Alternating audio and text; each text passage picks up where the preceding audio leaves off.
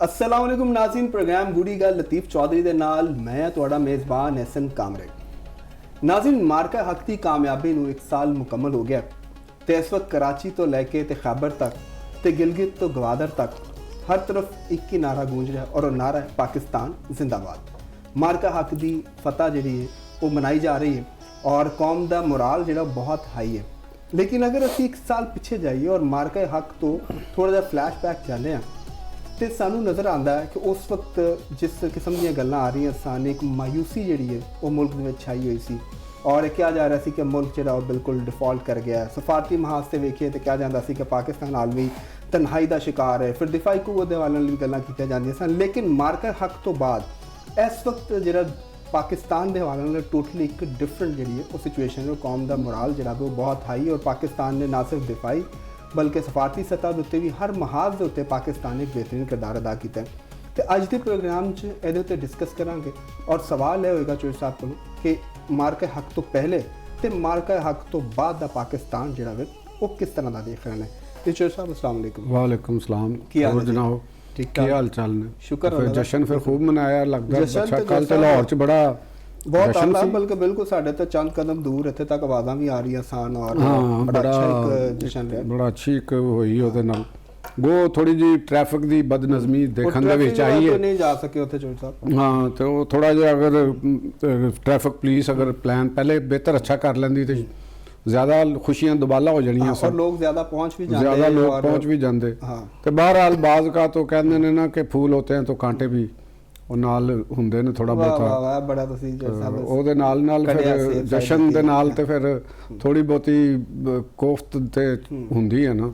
ਤੇ ਤੁਹਾਡਾ ਜਿਹੜਾ ਕੁਐਸਚਨ ਸਵਾਲ ਹੈਗਾ ਕਿ ਪਹਿਲੇ ਦਾ ਪਾਕਿਸਤਾਨ ਤੇ ਬਾਅਦ ਦਾ ਪਾਕਿਸਤਾਨ ਤੇ ਪਾਕਿਸਤਾਨ ਦੇ ਹਵਾਲੇ ਨਾਲ, ਕਿਉਂਕਿ ਦੇਖੋ ਪਹਿਲੇ ਤੁਸੀਂ ਵੀ ਇਸ ਗੱਲ ਨੂੰ ਇੰਡੋਰਸ ਕਰੋਗੇ ਬਲਕਿ ਸਾਰੇ ਇਸ ਗੱਲ ਨੂੰ ਕਰਨਗੇ ਕਿ मार्का हक तो जड़ा पहले सी ओदी वाजे सानू आंदी है कि इंडिया नूं जरूरत क्यों हुई। ओदी वजह भी कुछ ना कुछ तो तलाश करनियां चाहिए ने और कुछ पता भी है। वजह यह सी कि जिहड़ी उस तो पहले पाकिस्तान दे उत्ते जड़ा एक टन्योर सी गवर्नमेंट दा जड़ा एक दौर सी, उस दौर दीयां कुछ नाकस पॉलिसियां दे रिजल्ट वो पाकिस्तान वास्ते शायद कोई बहुत ज़्यादा अच्छे साबित नहीं हुए। वो वजह सी कि एक खारजा पॉलिसी के मैदान दे विच पाकिस्तान कुछ इहो जे रस्तियां दे उत्ते चलान की पाकिस्तान नूं कोशिश की जा रही सी। गवर्नमेंटां जिहड़ियां साडे जिहड़े पुराने दोस्त सन, इतिहादी सन, जिन्हां दे नाल पाकिस्तान मुसलसल चल रहा सी, उन्हां दे ते साडे आपस विच मफादात दे विच टकराव पैदा होना शुरू हो गया सी। और उस तो बाद फिर कुछ इकनॉमिक पॉलिसियां दे भी इंपैक्ट उहदे ते भी साडे कोल आए। उहदी रीज़न है सी कि पाकिस्तान का नाम ग्रे लिस्ट सी, FATF दी ग्रे लिस्ट सी। तो जिहड़ी साबका गवर्नमेंटां सन और या गवर्नमेंट सी, उन्हां दी तमाम तर कोशिशां दे बावजूद भी उहनूं कड्ढण च कामयाब नहीं सन हैगी। उहदी वजह नाल एक इकनॉमिक स्ट्रेन पाकिस्तान के उत्ते बहुत वध गया सी। और उहदी एक दूसरी गल है कि उन्होंने जरा उस सिलसिले नूं एक्सेलरेट ज़्यादा किया गया कि जिहड़ी एक परसैप्शन हुंदी है ना किसी चीज़ की, जिहड़े हेल्म ऑफ अफेयर के उत्ते बैठे लोग हुंदे ने, अगर वो खुद अपने ज़बान दे नाल एक नैगेटिव पिक्चर नूं ज़्यादा गल्लां करन लग पैन और पाकिस्तान के बारे च तासर देना शुरू कर देन कि इत्थे एक बहुत करप्ट मुल्क है, इत्थे करप्शन बहुत ज़्यादा है तो और या ये माली बोझ डिफॉल्ट होने वाला है। तो ओदा इंपैक्ट फिर अपनी आवाम भी एक हुंदी है, थले पजमरदा हुंदी है, मायूस हुंदी है, डिप्रैशन का शिकार हुंदी है, इकनॉमिक एक्टिविटी जिहड़ियां ने वो सुस्त हुंदियां ने और उन्हां दे विच डिलेइंग प्रोसैस शुरू हो जाता है। कई इंडस्ट्रियां जिहड़ियां ने वो बाहर शिफ्ट होना शुरू हो जांदियां ने, बाहरों इन्वेस्टमेंट आना बंद हो जाती है। तो वो एक इहो जी कंडीशन दे अंदर पाकिस्तान गिरफ्तार सी उस वक्त। तो अबूरी गवर्नमेंट आई एक पाकिस्तान दे विच, उन्होंने कोशिश की, बहरहाल उस दौर दे विच फिर असी एक FATF तो बाहर निकले, साड़ी मैशत के अंदर कोई बेहतरी आई, IMF नाल हालात नूं कीते। तो मेरा ख्याल है कि इंडियन प्लानर्स ने शायद इस चीज़ के उत्ते रखा कि यह बेहतर मौका है ਤੇ ਪਾਕਿਸਤਾਨ ਦੇ ਉੱਤੇ ਇੱਕ ਉਹਨੂੰ ਨੁਕਸਾਨ ਪਹੁੰਚਾਇਆ ਜਾਏ, ਇੱਕ ਜ਼ਕ ਲਾਈ ਜਾਏ ਤੇ ਅਸੀਂ ਉਹਦੇ 'ਚ ਕਾਮਯਾਬ, ਉਹਨਾਂ ਨੇ ਪੂਰੀ ਪਲਾਨ ਕੀਤਾ ਸੀ, ਮਨਸੂਬਾ ਬਣਾਇਆ ਸੀ। ਫੈਕਟ ਆਫ ਦੇ ਵਾਲਿਆਂ ਨੂੰ ਅਗਰ ਅਸੀਂ ਦੇਖਣਾ ਤੇ ਉਦੋਂ ਵੀ ਜਿਹੜਾ ਇੰਡੀਆ ਪੂਰੀ ਲੌਬਿੰਗ ਵੀ ਕਰ ਰਿਹਾ ਸੀ, ਪੂਰੀ ਕੋਸ਼ਿਸ਼ ਸੀ, ਔਰ ਬਾਰ-ਬਾਰ ਉਹਦੀ ਵਜ੍ਹਾ ਤੋਂ ਪਾਕਿਸਤਾਨ ਜਿਹੜਾ ਵੀ ਉਹ ਮੁਸ਼ਕਲਾਤ ਦਾ ਸ਼ਿਕਾਰ ਰਿਹਾ ਆਲਮੀ ਫੋਰਮਸ ਦੇ ਉੱਤੇ, ਔਰ ਉਹਨੇ ਅੱਛੇ ਖਾਸੇ ਅਰਬਾਂ ਡਾਲਰ ਜਿਹੜੇ ਨੇ ਉਹ ਇਨਵੈਸਟ ਕੀਤੇ ਪਾਕਿਸਤਾਨ ਮੁਖਾਲਿਫ ਬਿਆਨੀਆਂ ਬਣਾਉਣ ਵਾਸਤੇ। ਤੋਂ ਲੇਕਿਨ ਉਹ ਗੱਲ ਹੈਗੀ ਕਿ ਜਿਹੜੀ ਸਾਡੀ ਤੁਹਾਨੂੰ ਯਾਦ ਹੋਏਗਾ ਕਿ ਜਿਹੜੀ ਇੱਕ ਹਕੂਮਤ ਆਈ ਸੀ ਸਾਬਕ ਗਵਰਨਮੈਂਟ ਜਦੋਂ ਹਟੀ ਇੱਕ ਅਕਵਾਮ ਦੇ ਕੌਮੀ ਅਸੈਂਬਲੀ ਦੇ ਵਿੱਚ ਵੋਟ ਆਫ ਨੋ ਕੌਨਫੀਡੈਂਸ ਦੇ ਜ਼ਰੀਏ, ਤੇ ਜਿਹੜਾ ਫਸਟ ਈਅਰ ਸੀ ਉਸ ਗਵਰਨਮੈਂਟ ਦਾ, ਉਸ ਤੋਂ ਬਾਅਦ ਕੁਝ ਜਿਹੜੀ ਅਬੂਰੀ ਗਵਰਨਮੈਂਟ ਬਣੀ ਉਹਦੇ ਦੌਰਾਨ ਸਾਡੀ ਗਵਰਨਮੈਂਟ ਨੇ ਬੜੀ ਕੋਸ਼ਿਸ਼ ਕੀਤੀ, ਬੜੀ ਅਣਥੱਕ ਕੋਸ਼ਿਸ਼ ਕੀਤੀ, ਔਰ ਉਸ ਦੌਰ ਦੇ ਵਿੱਚ ਵਜ਼ਾਰਤ ਖਾਰਜਾ ਜਿਹੜੀ ਸੀ ਉਹ ਬਿਲਾਵਲ ਭੁੱਟੋ ਜ਼ਰਦਾਰੀ ਸਾਹਿਬ ਦੇ ਕੋਲ ਵੀ ਸੀ, ਉਹਨਾਂ ਨੇ ਵੀ ਬੜੀ ਪੂਰੀ ਕੋਸ਼ਿਸ਼ ਕੀਤੀ, ਔਰ ਇਹਦੇ 'ਚ ਸਾਰੀਆਂ ਜਿਹੜੀਆਂ ਸਟੇਕ ਹੋਲਡਰ ਪਾਰਟੀਜ਼ ਸਨ, ਪੀਪਲਸ ਪਾਰਟੀ, ਮੁਸਲਿਮ ਲੀਗ ਨੂਨ, ਇਹਨਾਂ ਨੇ ਪੂਰਾ ਤਰੀਕੇ ਦੇ ਨਾਲ ਜ਼ੋਰ ਲਾਇਆ। ਦੇਖੋ ਕੋਈ ਵੀ ਕੰਮ ਹੁੰਦਾ ਜਿਹੜਾ ਅਗਰ ਪਾਕਿਸਤਾਨ ਦੇ ਅੰਦਰ ਇੰਨੀ ਕਪੈਸਿਟੀ ਸੀ, ਇੱਥੋਂ ਦੀ ਸ਼ਖਸੀਅਤ ਦੇ ਵਿੱਚ ਇੰਨੀ ਕਪੈਸਿਟੀ ਸੀ ਕਿ ਉਹਨਾਂ ਨੇ ਉਸ ਪਰਸੈਪਸ਼ਨ ਨੂੰ ਦੂਰ ਕੀਤਾ ਜਿਹੜਾ ਸਮਝਿਆ ਜਾ ਰਿਹਾ ਸੀ। ਇਹੋ ਹੀ ਤਾਂ ਮੈਂ ਕਹਿ ਰਿਹਾ ਹਾਂ ਕਿ ਜਿਹੜੀ ਸਾਬਕਾ ਪਾਲਿਸੀ ਸਨ ਉਹਨਾਂ ਨੇ ਪਾਕਿਸਤਾਨ ਨੂੰ ਨੁਕਸਾਨ ਪਹੁੰਚਾ ਰਹੇ ਸਨ। ਯਾਦ ਹੈ ਤੁਹਾਨੂੰ ਕਿ ਵੀ ਅਸੀਂ UAE ਦੇ ਵਿੱਚ ਜਿਹੜੀ ਕਾਨਫਰੰਸ ਹੋ ਰਹੀ ਸੀ ਇੱਕ OIC ਦੀ, ਤੇ ਉਹਦੇ ਵਿੱਚ ਅਸੀਂ ਪਾਕਿਸਤਾਨ ਨਹੀਂ ਗਿਆ ਸੀ ਔਰ ਕਿਸੇ ਨੇ ਸਾਡਾ ਵਜ਼ਨ ਵੀ ਨਹੀਂ ਲਿਆ, ਐਨੀ ਕੋਈ ਵੀ ਰੀਜ਼ਨ ਹੋਵੇ, ਲੇਕਿਨ ਉਹਨਾਂ ਨੇ OIC ਦੀ ਕਾਨਫਰੰਸ ਸਭ ਹੋਈ ਸੀ, ਲੇਕਿਨ ਉਹ ਪਾਕਿਸਤਾਨ ਦੇ ਵਿੱਚ ਹੋਈ ਹੈ। ਉਸ ਤੋਂ ਬਾਅਦ ਜਿਹੜੀ ਨਵੀਆਂ ਗਵਰਨਮੈਂਟ ਆਈ ਹੈ ਉਹਨਾਂ ਨੇ ਤੇ ਫਿਰ ਪੂਰੇ ਤਰੀਕੇ ਦੇ ਨਾਲ ਉਹ ਸਾਥ ਦਿੱਤਾ, ਉਸ ਪਾਲਿਸੀਆਂ ਦੇ ਲੂਪ ਹੋਲਸ ਨੂੰ ਖਤਮ ਕੀਤਾ, ਸਾਊਦੀ ਅਰੇਬੀਆ ਨਾਲ ਤਾਲੁਕਾਤ ਬਿਹਤਰ ਕੀਤੇ, ਅਮਰੀਕਨਸ ਨਾਲ ਤਾਲੁਕਾਤ ਬਿਹਤਰ ਕੀਤੇ, IMF ਨਾਲ ਤਾਲੁਕਾਤ ਬਿਹਤਰ ਕੀਤੇ। ਸਾਨੂੰ ਜਿਹੜਾ ਉਹਨਾਂ ਦੇ IMF ਪ੍ਰੋਗਰਾਮ ਸਾਨੂੰ ਮਿਲਣਾ ਸ਼ੁਰੂ ਹੋਇਆ, ਉਹਦੇ ਨਾਲ ਸਾਡਾ ਇੱਕ ਮਾਇਸ਼ੀ ਤੌਰ ਦੇ ਉੱਤੇ ਸਾਨੂੰ ਸਾਹ ਲੈਣ ਦਾ ਮੌਕਾ ਮਿਲਿਆ, ਹਕੂਮਤ ਨੂੰ ਵੀ ਇੱਕ ਮੌਕਾ ਮਿਲਿਆ ਕੰਮ ਕਰਨ ਦਾ, ਮੁਲਕ ਨੂੰ ਵੀ ਸਾਹ ਲੈਣ ਦਾ ਮੌਕਾ ਮਿਲਿਆ, ਤੇ ਇਸ ਦੌਰਾਨ ਹੀ ਸਾਡੇ ਉੱਤੇ ਜਿਹੜਾ ਉਹ ਹਮਲਾ ਹੋਇਆ। ਠੀਕ ਹੈ, ਔਰ ਸਾਡੀ ਇਹਦੇ 'ਚ ਇੱਕ ਜਿਹੜੀ ਇੰਪੋਰਟੈਂਟ ਚੀਜ਼ ਦੇਖਣ ਵਾਲੀ ਜਿਹੜਾ ਮੈਨੂੰ ਨਜ਼ਰ ਆ ਰਿਹਾ ਉਹ ਇਹ ਕਿ ਸਾਡੀ ਜਿਹੜੀ ਮਿਲਟਰੀ ਮਸ਼ੀਨ ਸੀ, ਮਿਲਟਰੀ ਪਾਵਰ ਸੀ, ਉਹ ਪੂਰੀ ਤਰ੍ਹਾਂ ਇੰਟੈਕਟ ਹੈਗੀ ਸੀ। ਇੰਡੀਆ ਨੂੰ ਸ਼ਾਇਦ ਇਸ ਚੀਜ਼ ਦਾ ਅੰਦਾਜ਼ਾ ਨਹੀਂ ਸੀਗਾ, ਜਾਂ ਉਹਨਾਂ ਨੇ ਇੱਕ ਜੋ ਪਾਲਿਸੀ ਅਖਤਿਆਰ ਕਰਕੇ ਕੋਸ਼ਿਸ਼ ਕੀਤੀ ਸੀ, ਉਹਨਾਂ ਕੋਲ ਰਾਫੇਲ ਵਗੈਰਾ ਦਾ ਇੱਕ ਆ ਗਿਆ ਸੀ, ਔਰ ਉੱਥੇ ਅਸਲਾ ਸਾਜ਼ੀ ਵੀ ਹੋ ਰਹੀ ਸੀ। ਉਹਨਾਂ ਨੇ ਯੂਰਪੀ ਯੂਨੀਅਨ ਦੇ ਮੁਖਤਲਿਫ ਮੁਲਕਾਂ, ਸਵੀਡਨ ਔਰ ਉਰਦ ਗਿਰਦ ਤੋਂ ਵੀ ਅਸਲੇ ਲਏ, ਔਰ ਇਸਰਾਈਲ ਤੋਂ ਵੀ ਉਹਨਾਂ ਨੇ ਇੰਟੈਲੀਜੈਂਸ ਵੀ ਲਈ, ਔਰ ਉੱਥੋਂ ਅਸਲਾ ਵੀ ਲਿਆ। ਤੇ ਉਹਨਾਂ ਦਾ ਖਿਆਲ ਹੈਗਾ ਸੀ ਕਿ ਅਸੀਂ ਇੱਥੇ ਇੱਕ ਅੱਛਾ ਵਾਰ ਕਰਨ 'ਚ ਕਾਮਯਾਬ ਹੋ ਜਾਵਾਂਗੇ। ਲੇਕਿਨ ਪਾਕਿਸਤਾਨ ਨੇ ਜਿਸ ਤਰੀਕੇ ਦੇ ਨਾਲ ਐਕਟ ਕੀਤਾ, ਬੜਾ ਸਮਾਰਟਲੀ ਐਕਟ ਕੀਤਾ ਕਿ ਇੱਕ ਮਿਲਟਰੀ ਟੂ ਮਿਲਟਰੀ, ਤੁਹਾਨੂੰ ਯਾਦ ਹੋਏਗਾ ਕਿ ਜਿਸ ਤਰੀਕੇ ਦੇ ਨਾਲ ਪਾਕਿਸਤਾਨ ਨੇ ਉਹਨਾਂ ਨੂੰ ਲੌਕ ਕੀਤੇ, ਉਹਨਾਂ ਦੇ ਸਾਰੀ ਮੁਖਤਲਿਫ ਜਿਹੜੀਆਂ ਉਹਨਾਂ ਦੀਆਂ ਪੂਰਾ ਸਿਸਟਮ ਉਹਨਾਂ ਨੇ ਫੌਜ ਨੇ ਉਹਨਾਂ ਨੇ ਬੜਾ ਬਿਹਤਰੀਨ ਇੱਕ ਰੋਲ ਜਿਹੜਾ ਵੀ ਉਸ ਨੇਵੀ ਨੇ ਵੀ ਕੀਤਾ। ਉਹਨਾਂ ਦਾ ਖਿਆਲ ਸੀ ਕਿ ਅਸੀਂ ਨੇਵੀ ਦੇ ਜ਼ਰੀਏ ਅਸੀਂ ਬਲੌਕੇਡ ਕਰ ਲਾਂਗੇ, ਅਸੀਂ ਫਲਾਨਾ ਕਰ ਲਾਂਗੇ, ਜਿਵੇਂ ਅੱਜ ਕੱਲ ਈਰਾਨ ਦਾ ਹੋਇਆ। ਦੇਖੋ ਨਾ ਉਹਦੇ ਵਾਸਤੇ ਕਿੰਨੀਆਂ ਮੁਸ਼ਕਲਾਤ ਨੇ, ਤੇ ਲੇਕਿਨ ਪਾਕਿਸਤਾਨ ਦੀ ਨੇਵੀ ਨੇ ਵੀ ਇੱਕ ਬੜਾ ਵੱਡਾ ਰੋਲ ਪਲੇ ਕੀਤਾ। ਉਹਨਾਂ ਨੇ ਦੱਸਿਆ ਕਿ ਜੀ ਤੁਹਾਡੇ 'ਚ ਹਿੰਮਤ ਹੈਗੀ ਤੇ ਆ ਕੇ ਕਰ ਲਓ। ਜੰਗ ਤੇ ਇੱਕ ਹਿੰਮਤ ਦੀ ਖੇਡ ਹੁੰਦੀ ਹੈ ਨਾ, ਉਹਦੇ 'ਚ ਤੇ ਫਿਰ ਉਹ ਇਖਲਾਕੀਆਤ ਤੇ ਹਮਦਰਦੀ, ਮੁਹੱਬਤ ਇਹ ਤਾਂ ਦੂਰ ਹੋ ਜਾਂਦੀ ਹੈ। ਪਾਕਿਸਤਾਨ ਨੇ ਉਹਦੇ 'ਚ ਵੀ ਇਖਲਾਕੀਆਤ ਦਾ ਖਿਆਲ ਰੱਖਿਆ, ਅਸੀਂ ਕਿਸੇ ਕੋਈ ਸਿਵਿਲੀਅਨ ਟਾਰਗੇਟ ਨਹੀਂ ਕੀਤਾ। ਅਸੀਂ ਤਾਂ ਪਾਕਿਸਤਾਨ ਨੇ ਉਹਨਾਂ ਨੇ ਕੀਤਾ, ਉਹਨਾਂ ਨੇ ਕੁਝ ਇੱਥੇ ਸਿਵਿਲੀਅਨ ਅਟੈਕ ਕਰਨ ਕੀਤੇ ਨੇ, ਜਿਨ੍ਹਾਂ ਦੇ ਨਾਲ ਸਾਡੇ ਲੋਕਾਂ ਦੇ ਵਿੱਚ ਸਿਵਿਲੀਅਨਾਂ ਦੀ ਸ਼ਹਾਦਤ ਵੀ ਹੋਈ। ਤੇ ਇਹ ਤੇ ਇੱਕ ਇੰਡੀਅਨ ਦੀ ਪੁਰਾਣੀ ਇੱਕ ਆਦਤ ਹੈ, ਕੋਈ ਨਵਾਂ ਤੇ ਨਹੀਂ ਹੈਗਾ। ਕਹਿੰਦਾ ਕਿ ਇਹ ਬਾਜ਼ੂ ਮੇਰੇ ਆਜ਼ਮਾਏ ਹੋਏ ਹਨ, ਤੇ ਉਹ ਅਸੀਂ ਇੰਡੀਆ ਨੂੰ ਪੂਰੀ ਤਰ੍ਹਾਂ ਜਾਣਦੇ ਹਾਂ।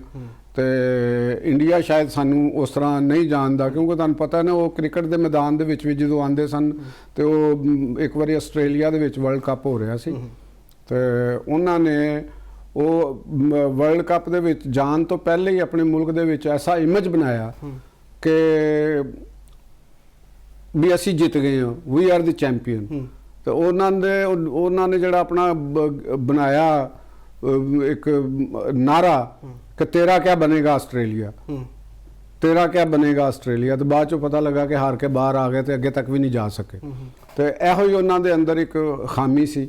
ਉਹਨਾਂ ਦੀ ਮਿਲਟਰੀ ਸਟ੍ਰੈਟੇਜਿਸਟ ਨੇ ਜੋ ਪਲਾਨ ਕੀਤਾ ਸੀ, ਜਿਹੜਾ ਉਹ ਰਫਾਲ ਦੇ ਉੱਤੇ ਇਨਹਿਸਾਰ ਕਰਕੇ ਬੈਠੇ ਸਨ, ਤੇ ਉਹਨਾਂ ਦੇ ਖਿਆਲ ਇਹ ਨਹੀਂ ਸੀ, ਉਹਨਾਂ ਨੂੰ ਨਹੀਂ ਸੀ ਪਤਾ ਕਿ ਪਾਕਿਸਤਾਨ ਜਿਹੜਾ ਟੈਕਨੋਲੋਜੀ ਦੇ ਵਿੱਚ, 에ਅਰ ਟੈਕਨੋਲੋਜੀ ਦੇ ਵਿੱਚ ਵੀ ਇਸ ਹੱਦ ਤੱਕ ਅੱਗੇ ਵੇ।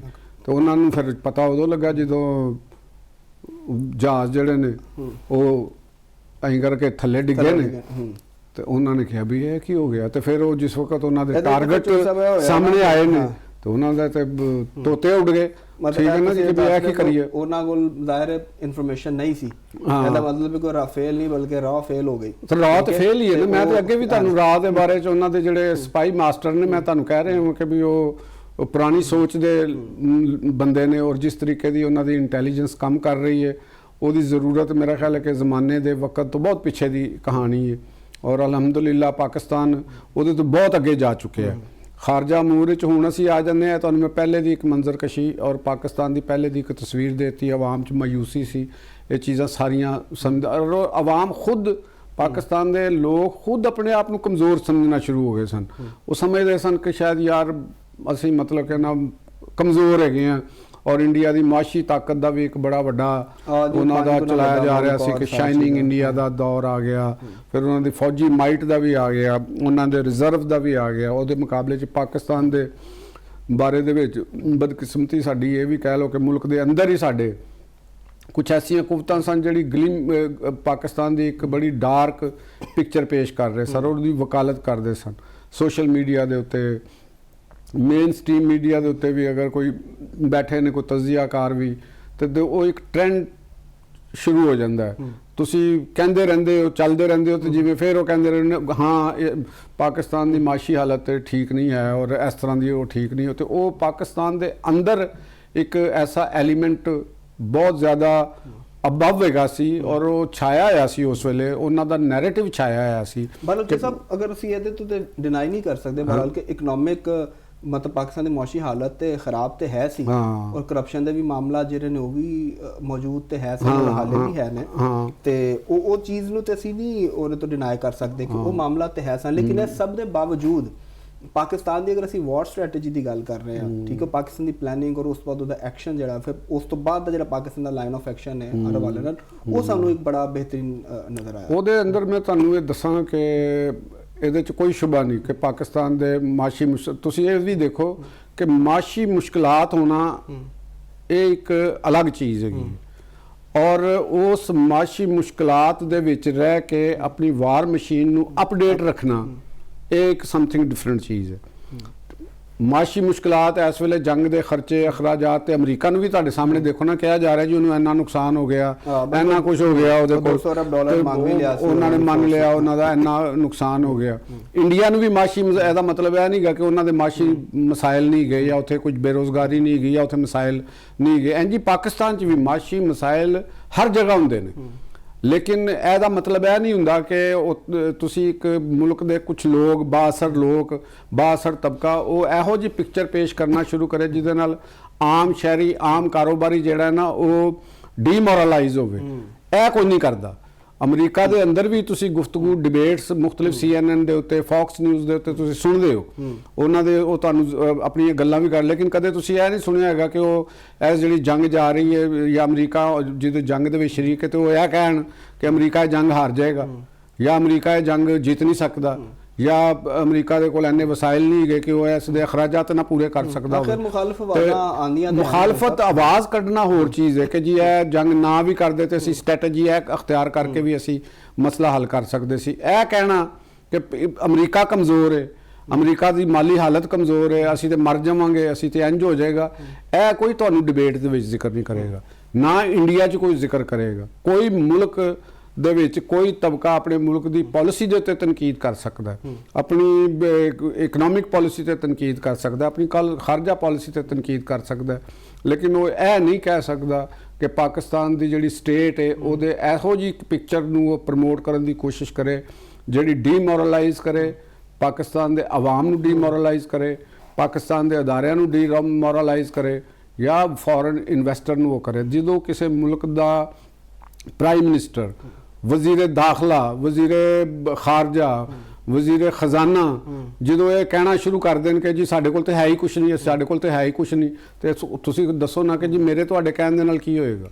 ਸਹੀ ਇਹ ਨਹੀਂ ਨਾ ਗੱਲ। ਤੇ ਇਹੋ ਜਿਹੀ ਪਿਕਚਰ ਸੀ ਪਹਿਲੇ, ਤੇ ਫਿਰ ਅਸੀਂ ਜਿਸਲੇ ਇਸ ਲੜਾਈ ਦੇ ਵਿੱਚ ਫਿਰ ਅਸੀਂ ਸਾਬਤ ਕੀਤੀ ਕਿ ਜੀ ਗੋ ਠੀਕ ਹੈ, ਮਾਲੀ ਮਸਾਇਲ ਵੀ ਨੇ, ਮਾਸ਼ੀ ਮਸਾਇਲ ਵੀ ਨੇ, ਸਾਡੇ ਜ਼ਰ ਮੁਬਾਦਲਾ ਦੇ ਜ਼ਖਾਇਰ ਵੀ ਘੱਟ ਨੇ, ਲੇਕਿਨ ਇਹਦਾ ਮਤਲਬ ਇਹ ਨਹੀਂ ਹੈਗਾ ਕਿ ਅਸੀਂ ਆਪਣੀ ਵਾਰ ਮਸ਼ੀਨ ਜਿਹੜੀ ਨਾ ਉਹ ਸਾਡੀ ਜੰਗ ਆਲੂਦ ਹੋ ਗਈ ਹੈ। ਸਾਡੀ ਵਾਰ ਮਸ਼ੀਨ ਨੂੰ ਕੋਈ ਉਹਨਾਂ ਨੂੰ ਖਰਚਾ ਨਹੀਂ ਮਿਲ ਰਿਹਾ, ਜਾਂ ਸਾਡੀ ਵਾਰ ਮਸ਼ੀਨ ਜਿਹੜੀ ਹੈ ਉਹ ਅਪਡੇਟ ਨਹੀਂ ਹੈਗੀ, ਜਾਂ ਉਹਦੇ ਕੋਲ ਜਦੀਦ ਟੈਕਨੋਲੋਜੀ ਨਹੀਂ ਹੈਗੀ। ਠੀਕ ਹੈ, ਅਸੀਂ ਆਪਣੇ ਡਿਫੈਂਸ ਨੂੰ ਨਾ ਕੰਪਰੋਮਾਈਜ਼ ਪਹਿਲੇ ਕੀਤਾ ਹੈ, ਨਾ ਕਦੇ ਪਾਕਿਸਤਾਨ ਕਰੇਗਾ, ਕਿਉਂਕਿ ਪਾਕਿਸਤਾਨ ਦੀ ਜਿਹੜੀ ਇਰਦ ਗਿਰਦ ਦੀ ਸਿਚੁਏਸ਼ਨ ਹੈਗੀ ਹੈ, ਪਾਕਿਸਤਾਨ ਦੇ ਅੰਦਰ ਜਿਹੜਾ ਜਿਸ ਮਹੱਲੇ ਵਕੂ ਦੇ ਵਿੱਚ ਹੈਗਾ, ਇੱਥੇ ਪਾਕਿਸਤਾਨ ਇੱਕ ਕਮਜ਼ੋਰ ਦਿਫਾ ਦੇ ਨਾਲ ਇੱਥੇ ਮੁਲਕ ਦੇ ਵਿੱਚ ਜ਼ਿੰਦਾ ਨਹੀਂ ਰਹਿ ਸਕਦਾ।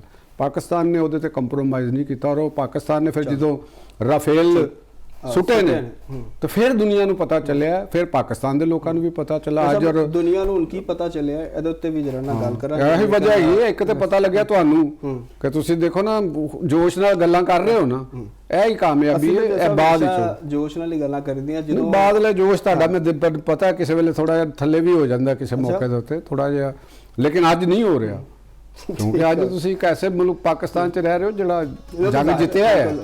ਅਸੀਂ ਫਤਿਹ ਦੇ ਤੌਰ ਤੇ ਜਨਾਬ ਪੂਰੀ ਦੁਨੀਆ ਦੇ ਸਾਹਮਣੇ ਬਸ ਇਹੋ ਹੀ ਕਮਾਲ ਜੇ, ਠੀਕ ਹੋ ਗਿਆ, ਮਾਰਕਾ ਹੈ ਹੱਕ ਦਾ। ਨਾਜ਼ਰੀਨ, ਪ੍ਰੋਗਰਾਮ 'ਚ ਵਕਤ ਹੈ ਇੱਕ ਬ੍ਰੇਕ ਦਾ। ਬ੍ਰੇਕ ਤੋਂ ਬਾਅਦ ਜਦੋਂ ਵਾਪਸ ਆਵਾਂਗੇ ਤੇ ਪਾਕਿਸਤਾਨ ਦੀ ਸਫਾਰਤੀ ਕਾਮਯਾਬੀਆਂ ਦੇ ਉੱਤੇ ਗੱਲ ਕਰਾਂਗੇ। ਸਾਡੇ ਨਾਲ ਜੁੜੇ ਰਹੋ।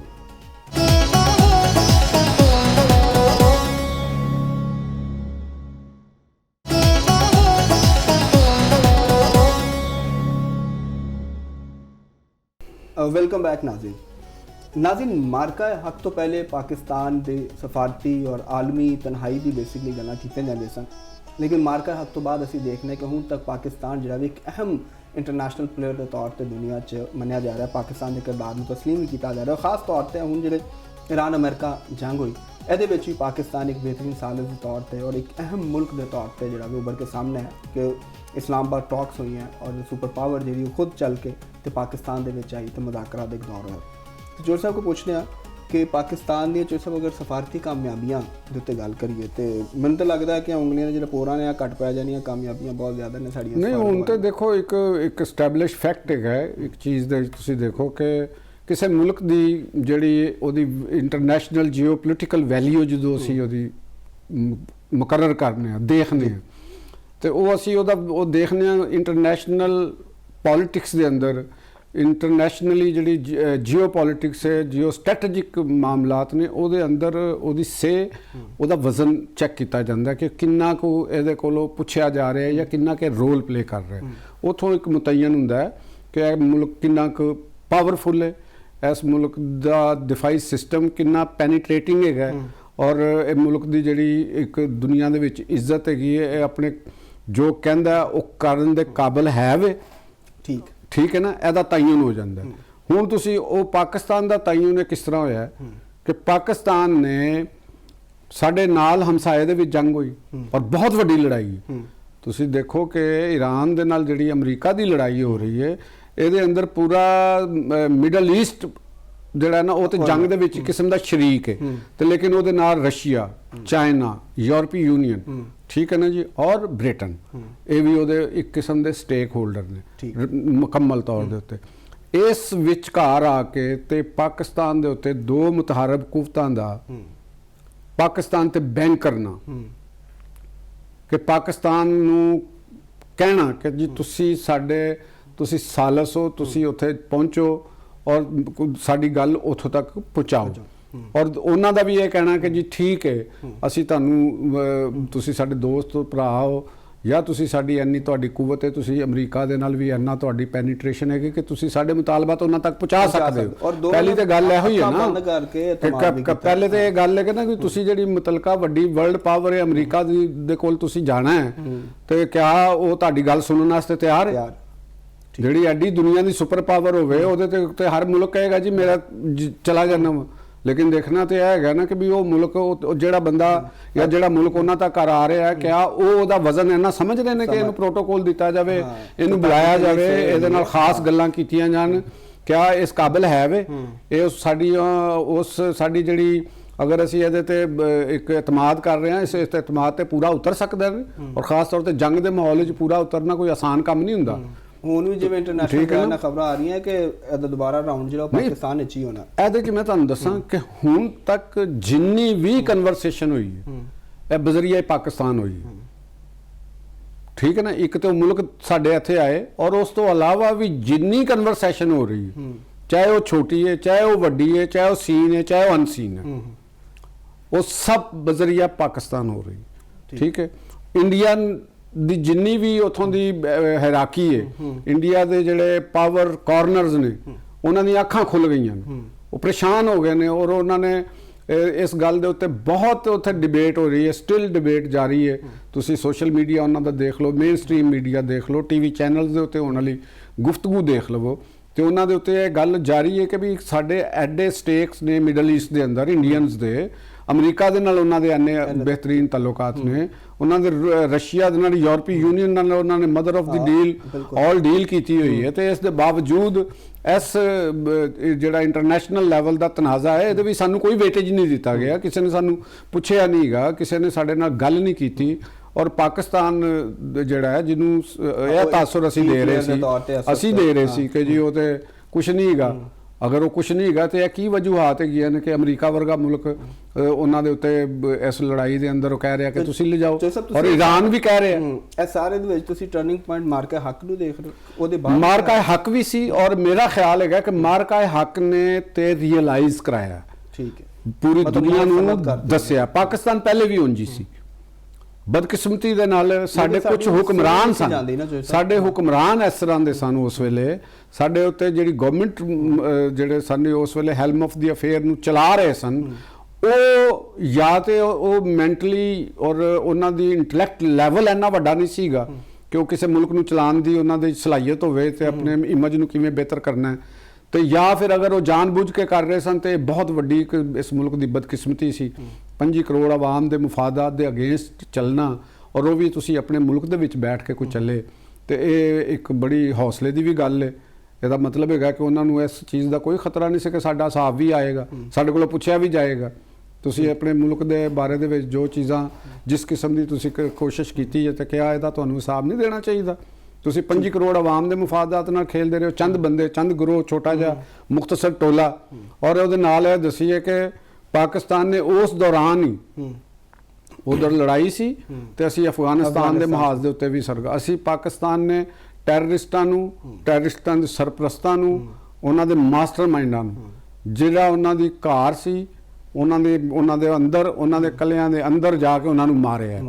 ਉਹਨਾਂ ਨੂੰ ਵੀ ਮੈਸੇਜ ਦਿੱਤਾ ਕਿ ਜਿਹੜਾ ਤੁਸੀਂ ਇਹ ਸਮਝ ਰਹੇ ਹੋ ਨਾ ਕਿ ਅਸੀਂ ਜਾ ਕੇ ਜਿੱਧਰ ਮਰਜ਼ੀ ਜਾਵੇ ਇੱਥੇ ਖੁਦਕੁਸ਼ ਹਮਲਾ ਕਰ ਦਿਆਂਗੇ, ਇੱਥੇ ਕਿਸੇ ਨੂੰ ਜਾਵਾਂਗੇ ਤੇ ਉਹ ਆਪਣੇ ਆਪ ਨੂੰ ਪਾੜ ਦੇਗਾ, ਤੇ ਇਹਦੇ ਨਾਲ ਤੁਸੀਂ ਪਾਕਿਸਤਾਨ ਨੂੰ ਸ਼ਿਕਸਤ ਨਹੀਂ ਦੇ ਸਕਦੇ, ਇਹ ਤੁਹਾਡੇ ਭੁਲੇਖਾ, ਤੁਹਾਡੀ ਭੁੱਲ ਹੈ, ਤੇ ਅਸੀਂ ਤੁਹਾਨੂੰ ਇੱਥੇ ਵੀ ਆ ਕੇ ਮਾਰਾਂਗੇ। ਇਹ ਯਾਦ ਕਰਨਾ, ਤੁਸੀਂ ਜੋ ਮਰਜ਼ੀ ਆਪਣੇ ਆਪ ਨੂੰ ਸਮਝ ਲਓ। ਬੈਟਲ ਹਾਰਡਨ ਆਰਮੀ, ਅਸੀਂ ਤੇ ਗਲੀ ਮੁਹੱਲਿਆਂ ਦੀ ਜੰਗ ਲੜੀ ਹੈ 40 ਸਾਲ ਤਕਰੀਬਨ। ਬਈ ਪਾਕਿਸਤਾਨ ਤੁਸੀਂ ਇਹਦੇ ਨਾਲ ਹੀ ਦੇਖੋ ਕਿ ਪਾਕਿਸਤਾਨ ਦਾ ਤੁਸੀਂ ਕੋਈ ਮੁਕਾਬਲਾ ਨਹੀਂ ਕਰ ਸਕਦੇ। ਵਜ੍ਹਾ ਕਿਆਮੇ ਪਾਕਿਸਤਾਨ ਤੋਂ ਹੁਣ ਤੱਕ ਪਾਕਿਸਤਾਨ ਲੜਦਾ ਹੀ ਆ ਰਿਹਾ। ਪਾਕਿਸਤਾਨ ਨੇ ਅੱਖ ਖੋਲੀ ਹੈ ਲੜਾਈ ਦੇ ਵਿੱਚ ਹੀ। ਹਾਂਜੀ ਠੀਕ ਹੈ, ਪਾਕਿਸਤਾਨ ਲੜ ਰਿਹਾ। ਪਾਕਿਸਤਾਨ ਦਹਿਸ਼ਤਗਰਦ, ਪੂਰੀ ਦੁਨੀਆ 'ਚ ਕਿਸੇ ਮੁਲਕ ਦੀ ਫੌਜ ਨੇ ਐਡੀ ਲੰਮੀ ਲੜਾਈ ਟੈਰਰਿਜ਼ਮ ਦੇ ਖਿਲਾਫ ਨਹੀਂ ਲੜੀ ਜਿੰਨੀ ਪਾਕਿਸਤਾਨ ਨੇ ਲੜੀ, ਔਰ ਉਹਦੇ 'ਚ ਜਿੱਤਿਆ, ਔਰ 80,000 ਜ਼ਿਆਦਾ ਸ਼ਹਾਦਤਾਂ ਵੀ ਦਿੱਤੀਆਂ, ਔਰ ਪਾਕਿਸਤਾਨ ਦੇ ਆਵਾਮ ਵੀ ਖੜੇ ਨੇ। ਪਾਕਿਸਤਾਨ ਦੇ ਆਵਾਮ ਡੀਮੋਰਲਾਈਜ਼ ਨਹੀਂ ਹੋਏ। ਤੁਸੀਂ ਦੇਖ ਲਓ ਬੁਨਿਆਦੁਲ ਮਰਸੂਖ ਉਸੇ ਤਰ੍ਹਾਂ ਹੀ ਸਾਡੇ ਹਾਂਜੀ ਤਕਰੀਬਾਂ ਵੀ ਹੋ ਰਹੀਆਂ ਨੇ, ਸ਼ਾਦੀਆਂ ਵੀ ਹੋ ਰਹੀਆਂ ਨੇ, ਸਾਰਾ ਕੁਝ ਹੋ ਰਿਹਾ। ਕਿਤੇ ਸਾਨੂੰ ਕੋਈ ਪੈਨਿਕ ਨਜ਼ਰ ਨਹੀਂ ਆਇਆ, ਨਾ ਕਿਸੇ ਨੇ ਕੋਈ ਸਟੋਰ ਲੁੱਟਿਆ, ਨਾ ਕਿਸੇ ਨੇ ਕੁਝ ਨਹੀਂ ਕੀਤਾ, ਟ੍ਰੈਫਿਕ ਮਾਮੂਲ ਦੀ ਹਰ ਚੀਜ਼ ਕੁਝ ਚੱਲਦੀ ਆ ਰਹੀ। ਇਹ ਕੌਮ ਹੋਰ ਤਰੀਕੇ ਦੇ ਲੋਕ ਨੇ, ਖਾਸ ਤੌਰ ਤੇ ਪੰਜਾਬ ਦੇ ਮੈਂ ਕਹਾਂਗਾ। ਇਹ ਪੰਜਾਬ ਦੇ ਲੋਕ ਜਿਹੜੇ ਨੇ ਨਾ, ਇਹਨਾਂ ਦੇ ਨਾਲ ਤੁਸੀਂ ਕਹੋ ਕਿ ਇਹਨਾਂ ਨੂੰ ਡਰਾ ਕੇ ਜਾਂ ਇਹਨਾਂ ਨੂੰ ਕਿਸੇ ਲਾਲਚ ਵਿੱਚ ਲਿਆ ਕੇ ਜਾਂ ਇਹੋ ਜਿਹੀ, ਇਹਨਾਂ ਨੂੰ ਪਿਆਰ ਦੇ ਨਾਲ ਤੇ ਤੁਸੀਂ ਜੋ ਮਰਜ਼ੀ ਕਰ ਲਓ, ਪਿਆਰ ਦੇ ਨਾਲ ਜਿਸ ਤਰ੍ਹਾਂ ਮਰਜ਼ੀ ਤੁਸੀਂ ਇਹ ਕਰ ਲਓ, ਮੁਹੱਬਤ ਨਾਲ ਕਰ ਲਓ, ਇਸ਼ਾਰ ਨਾਲ ਕਰ ਲਓ, ਦੋਸਤੀ ਦੇ ਰੂਪ ਵਿੱਚ ਧੋਖਾ ਦੇ ਲਓ, ਦਗਾ ਦੇ ਲਓ, ਉਹ ਤੇ ਹੋ ਜਾਏਗਾ। ਜੇ ਤੁਸੀਂ ਕਹੋ ਨਾ ਕਿ ਵੀ ਇਹਨਾਂ ਨੂੰ ਡਰਾ ਲੈਣਾ ਤਾਂ ਫੇਰ ਨਹੀਂ ਜੇ ਹੋਣਾ, ਫੇਰ ਤੇ ਤੁਹਾਨੂੰ ਫਿਰ ਲਾਸ਼ਾਂ ਹੀ ਵਿਛਾਣੀਆਂ ਪੈਣੀਆਂ ਨੇ, ਤੇ ਨਾ ਇਹਨਾਂ ਦੀਆਂ ਵੀ ਵਿਛਾਣੀਆਂ ਪੈਣੀਆਂ ਤੇ ਫਿਰ ਆਪਣੀਆਂ ਵੀ ਵਿਛਾਣੀਆਂ ਪੈਣੀਆਂ ਨੇ ਕਿ ਕਿੰਨੀਆਂ ਕੋ ਗਿਣਦੇ ਰਹੋ ਪੰਜਾਬ ਤੇ ਮਾਰਦੇ ਰਹੋ ਤੇ ਮਰਦੇ ਰਹੋ। ਇਹ ਕੰਮ ਜੇ ਸਾਡੇ ਕੋਲ ਤੇ ਇੱਥੇ ਤੇ ਐਵੇਂ ਵੀ ਲੜਾਈ ਹੋ ਜਾਂਦੀ ਨਾ, ਕਹਿੰਦਾ ਥੋੜਾ ਵੇਖਿਆ ਕਹਿੰਦਾ ਕੀ ਵੇਨਾ ਇੱਥੇ ਤੇ ਭਾਈ ਉਹ ਕਿਸੇ ਨੂੰ ਸਰਸੀ ਲਤੀਫਾ ਨਹੀਂ ਸੁਣਿਆ ਕਿ ਪੰਜਾਬ ਦੇ ਵਿੱਚ ਤੇ ਬੱਸ ਚੱਲਦੀ ਹੋਵੇ ਤੇ ਮੁਸਾਫਰ ਨੂੰ ਨਾ ਉੱਤੇ ਚੜਾਓ ਤੇ ਤਾਂ ਲੜਾਈ ਹੋ ਪੈਂਦੀ। ਉਹ ਕਹਿੰਦਾ ਤੂੰ ਕੌਣ ਹੁੰਦਾ ਵੀ ਮੈਨੂੰ ਬੱਸ ਤੋਂ ਚੜਨ ਤੋਂ ਰੋਕਿਆ, ਤੂੰ ਕਿਉਂ? ਠੀਕ ਹੈ ਨਾ। ਇਹ ਤੇ ਉਹ ਲੋਕ ਨੇ, ਇਹਨਾਂ ਨੂੰ ਤੁਸੀਂ ਇੰਡੀਆ ਨੂੰ ਪਤਾ ਚੱਲ ਗਿਆ ਕਿ ਉਹ ਤੁਸੀਂ ਉਹਨਾਂ ਨੇ ਉਹ ਸਾਡੇ ਕੋਲੋਂ ਬਚ ਨਹੀਂ ਸਕਦੇ, ਜਿੱਥੇ ਮਰਜ਼ੀ ਚਲੇ ਜਾਣਗੇ, ਅਸੀਂ ਉਹਨਾਂ ਨੂੰ ਘਰ ਜਾ ਕੇ ਵੀ ਮਾਰਨਾ ਹੈ। ਉਹ ਨਹੀਂ ਸਾਡੇ ਨਾਲ ਲੜ ਸਕਦੇ, ਨਾ ਹੀ ਅਫਗਾਨਿਸਤਾਨ ਵਾਲੇ ਸਾਡੇ ਨਾਲ ਲੜ ਸਕਦੇ ਨੇ। ਤੇ ਅਸੀਂ ਗੱਲ ਕਰ ਰਹੇ ਸੀ ਬਨਿਆਨੇ ਮਸੂਸ ਤੋਂ ਸਾਡੀ ਸਫਾਰਤਕਾਰੀ, ਠੀਕ ਹੈ, ਸਫਾਰਤਕਾਰੀ ਉਹ ਵੀ ਅਸੀਂ ਕਾਮਯਾਬ ਹੋ ਗਏ। ਇੱਕ ਬੜਾ ਅਹਿਮ ਜਿਹੜਾ ਨੁਕਤਾ ਹੈ ਕਿ DGISPR ਨੇ ਜਿਹੜੀ ਪ੍ਰੈਸ ਕਾਨਫਰੰਸ ਕੀਤੀ, ਉਹਦੇ ਚ ਉਹਨਾਂ ਨੇ ਕਿਹਾ ਕਿ ਇੱਕ ਤੇ ਅਸੀਂ ਆਪਣੀ ਜਿਹੜੀ ਕੁਵਤ ਹੈ ਨਾ ਉਹ 15% ਉਹਦਾ ਸ਼ੋਅ ਕਰਾਇਆ, ਅਸਲ ਕੁਵਤ ਤੇ ਹਾਲੇ ਅਸੀਂ ਦਿਖਾਈ ਨਹੀਂ ਤੇ ਕਿਸ ਤੇ। ਔਰ ਉਹਨਾਂ ਨੇ 14 ਅਗਸਤ ਦੇ ਵਾਲੇ ਨਾਲ ਵੀ ਕਿਹਾ ਕਿ ਅਸੀਂ ਉਹਦੇ ਤੇ ਵੀ ਇੱਕ ਬੜਾ ਜਿਹੜਾ ਨਾ ਸਰਪ੍ਰਾਈਜ਼ ਦਵਾਂਗੇ। ਤੁਹਾਨੂੰ ਕੀ ਲੱਗ ਰਿਹਾ 14 ਅਗਸਤ ਨੂੰ ਕਿਸ ਕਿਸਮ ਦਾ ਸਰਪ੍ਰਾਈਜ਼ ਹੋਏਗਾ? ਮੈਂ ਤੁਹਾਨੂੰ ਦੱਸਾਂ ਕਿ ਜੀ ਇਹਨੂੰ ਸਰਪ੍ਰਾਈਜ਼ ਨਾ ਰਹਿਣ ਦਈਏ, ਥੋੜਾ ਜਿਹਾ ਦੱਸ ਹੀ ਦਿਓ। ਇਹ ਦੁਸ਼ਮਣ ਨੂੰ ਮੇਰਾ ਖਿਆਲ ਪਤਾ ਹੀ ਉਦੋਂ ਲੱਗੇ, ਅਗਰ ਅਸੀਂ ਪਹਿਲੇ ਦੇ ਦੱਸਤਾ ਤਾਂ ਦੁਸ਼ਮਣ ਦਾ ਫਿਰ ਉਹ ਸਰਪ੍ਰਾਈਜ਼ ਤੇ ਸਰਪ੍ਰਾਈਜ਼ ਨਹੀਂ ਰਹਿਣਾ ਹੈਗਾ। ਤੇ ਮੇਰਾ ਖਿਆਲ ਹੈ ਕਿ ਜਿਹੜਾ ਸਰਪ੍ਰਾਈਜ਼, ਲੇਕਿਨ ਇਹਦੇ 'ਚ ਇੰਪੋਰਟੈਂਟ ਗੱਲ ਜਿਹੜੀ ਹੈ ਉਹ DG ਸਾਹਿਬ ਦੀ ਉਹ ਹੈਗੀ ਕਿ ਅਸੀਂ 16% ਤੁਹਾਨੂੰ ਦੱਸਿਆ, ਯਾਨੀ ਇੰਨਾ ਕੁ ਹਜੇ ਇਹ ਕੀਤਾ। ਤੇ ਜੇ ਤੁਸੀਂ ਕਿਧਰੇ ਜੇ ਅਸੀਂ ਪੂਰਾ ਤੁਹਾਨੂੰ ਦਿਖਾਇਆ ਤੇ ਫਿਰ ਤੁਸੀਂ ਹਿਸਾਬ ਲਾ ਲਓ ਕਿ ਤੁਹਾਡਾ ਕੀ ਆਲਮ ਹੋਏਗਾ। ਤਾਕਤ ਜਿਹੜੀ ਹੈ ਤੇ ਉਹ 14 ਅਗਸਤ ਨੂੰ ਇਨਸ਼ਾਅੱਲਾ ਸਾਡੀ ਪਰੇਡ ਹੋ, ਕਿਉਂਕਿ 15 ਅਗਸਤ ਨੂੰ ਇੰਡੀਆ ਵੀ ਕਰਦਾ ਤੇ ਇੰਡੀਆ ਨੂੰ ਵੀ ਕੁਝ ਆਪਣਾ ਕੁਝ ਚੀਜ਼ਾਂ ਆਪਣੇ ਲਈ ਰੱਖੀਆਂ ਹੋਣਗੀਆਂ ਤੇ ਅਸੀਂ ਵੀ ਉਹਨਾਂ ਨੂੰ ਫਿਰ ਆਪਣਾ ਦਿਖਾਵਾਂਗੇ ਵੀ ਇਹ ਭਾਈ ਦੇਖ ਲਓ ਸੌਦਾ ਬਣ ਜਾਓ ਬੰਦੇ ਦੇ ਪੁੱਤਰ, ਤੇ ਅਸੀਂ ਤੁਹਾਡੇ ਤੋਂ ਵੱਧ ਕੇ ਦਿਖਾਵਾਂਗੇ, ਠੀਕ ਹੋ ਗਿਆ, ਉਹਨਾਂ ਤੋਂ ਵੱਧ ਕੇ ਦਿਖਾਵਾਂਗੇ ਤੇ ਸਰਪ੍ਰਾਈਜ਼ ਨੂੰ ਸਰਪ੍ਰਾਈਜ਼ ਰਹਿਣ ਦਿੱਤਾ ਜਾਵੇ। ਤੇ ਇਹਨੂੰ ਉਸ ਵੇਲੇ ਹੀ ਸਾਨੂੰ ਪਤਾ ਲੱਗੇ। ਕਹਿੰਦੇ ਹੋ ਤੇ ਮੰਨ ਲੈਣਾ ਚਾਹੀਦਾ। ਨਹੀਂ, ਤੁਹਾਨੂੰ ਮੰਨਣਾ ਪਏਗਾ, ਤੁਸੀਂ ਕਿਉਂ ਨਹੀਂ ਮੰਨੋਗੇ? ਨਹੀਂ ਤੇ ਅਸੀਂ ਤੁਹਾਨੂੰ ਮਨਾ ਕੇ ਛੱਡਾਂਗੇ। ਚਲੋ ਹੈ ਨਾ, ਮੈਂ ਤੁਹਾਨੂੰ ਬ੍ਰੇਕ ਲਾਣ ਲੱਗਾ, ਮਨਾ ਲਓ ਤੇ ਤੁਹਾਨੂੰ ਬ੍ਰੇਕ ਦੇ ਦੌਰਾਨ ਬਾਅਦ ਵਿੱਚੋਂ ਸਰਪ੍ਰਾਈਜ਼ ਦੱਸ ਦੇਣਾ ਮੈਂ ਕੀ ਹੈ। ਠੀਕ ਹੋ ਗਿਆ। ਨਾਜ਼ਰੀਨ, ਪ੍ਰੋਗਰਾਮ 'ਚ ਵਕਤ ਹੈ ਇੱਕ ਬ੍ਰੇਕ ਦਾ। ਬ੍ਰੇਕ ਤੋਂ ਬਾਅਦ ਜਦੋਂ ਵਾਪਸ ਆਵਾਂਗੇ ਤੇ ਹਕੂਮਤ ਨੇ ਕੱਲ ਜਿਹੜੇ ਪੈਟਰੋਲੀਅਮ ਮਸਨੂਆਤ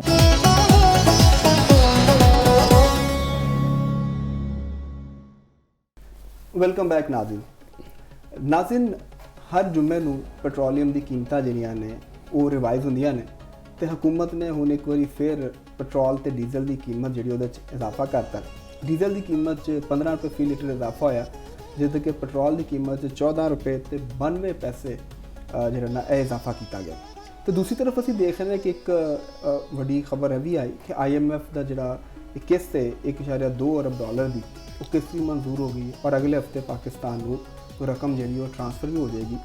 ਔਰ ਅਸੀਂ ਅਗਰ ਆਲਮੀ ਸਤ੍ਹਾ ਤੇ ਦੇਖਦੇ ਹਾਂ, ਆਲਮੀ ਮਾਰਕੀਟ ਤੇ ਵੇਖਦੇ ਹਾਂ ਤੇ ਪਾਕਿਸਤਾਨ ਦੇ ਵਾਲੇ ਨਾਲ ਵੀ ਖਬਰਾਂ ਆ ਰਹੀਆਂ ਕਿ ਜਿਨ੍ਹਾਂ ਮੁਲਕਾਂ ਤੋਂ ਪਾਕਿਸਤਾਨ ਤੇਲ ਲੈ ਰਿਹਾ ਉਹ ਤੋਂ ਦੂਸਰੇ ਮੁਲਕ ਵੀ ਲੈ ਰਹੇ, ਲੇਕਿਨ ਪਾਕਿਸਤਾਨ ਦੇ ਵਿੱਚ ਜਿਹੜੀ ਕੀਮਤਾਂ ਦੇ ਵਿੱਚ ਇਜ਼ਾਫਾ ਉਹ 60% ਤੋਂ ਜ਼ਿਆਦਾ ਇਜ਼ਾਫਾ ਹੋਇਆ, ਜਦੋਂ ਕਿ ਉਹਨਾਂ ਮੁਲਕਾਂ 'ਚ ਇੰਨਾ ਜ਼ਿਆਦਾ ਇਜ਼ਾਫਾ ਨਹੀਂ ਹੋਇਆ।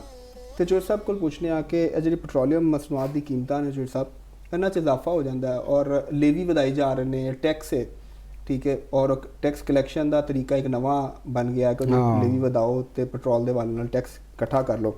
ਤੇ ਇਹ ਤੁਸੀਂ ਇਹਦੇ ਉੱਤੇ ਤੁਹਾਡੀ ਕੀ ਟੇਕ ਹੈ?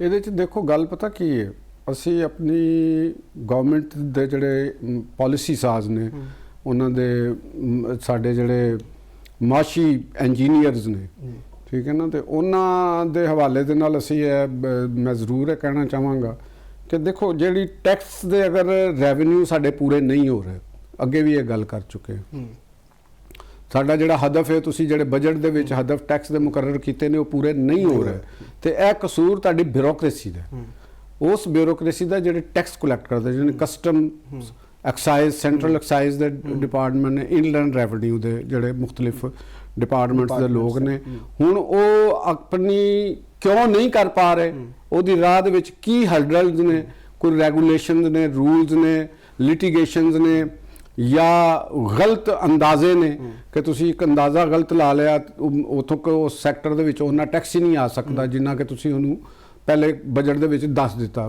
IMF ਨੂੰ ਵੀ ਦੱਸਤਾ ਕਿ ਅਸੀਂ ਇੱਥੋਂ ਕਰ ਲਾਂਗੇ।